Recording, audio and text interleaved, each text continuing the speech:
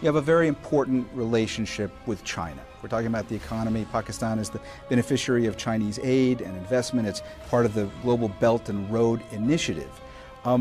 But the Chinese government has been fiercely criticized by especially Western countries for its reported treatment of Uyghur Muslims. Have you had a chance to formally discuss this issue with President Xi of China? No, I haven't, and frankly, you know, we have been facing so many of our internal problems right now that, you know, I don't know much about this problem.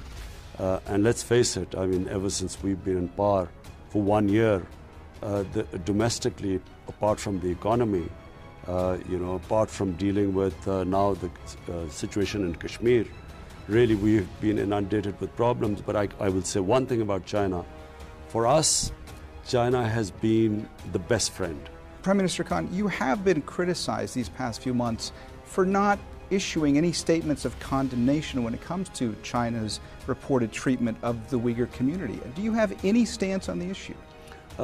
Well, I again repeat, you know, at the moment, my responsibility are people of Pakistan. I have 20 million Pakistanis I am responsible to.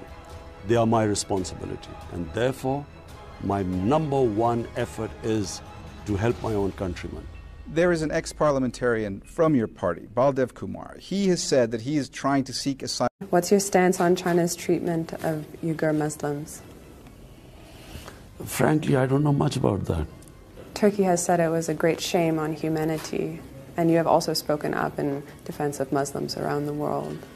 It's true. I mean, you know, Muslim world is probably going through its worst phase right now. But you won't speak out against what's happening in China? If I had enough knowledge, I would speak about it. It is not so much in the papers. But there's Pakistani men that have gone to protest about their wives being detained. I haven't heard about that. You might not like this question, but I'm going to ask it anyway. I saw in your communique with President Erdogan, you spoke about support for the Palestinian people, for example, reaffirming support for the Palestinian people.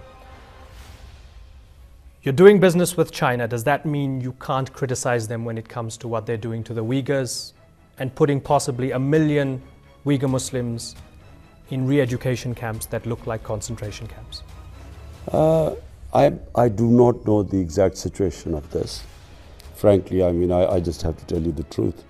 You know, in Pakistan at the moment, since we've been in power, 4 months, I've taken 5 days off. I'm serious, 5 days in 4 months. It's because of, you know, the intensity of the issues which we immediately faced. New government comes in, first time in power. You know, there were so many different issues to settle. So, to be honest, I actually don't know much about the situation. But I can tell you one thing: the Chinese have been, what can I say? I mean, in this doom and gloom which we inherited, the Chinese have been a breath of fresh air for us. They have been helpful to us in areas which I can't tell, because some of the areas they want us to keep confidential.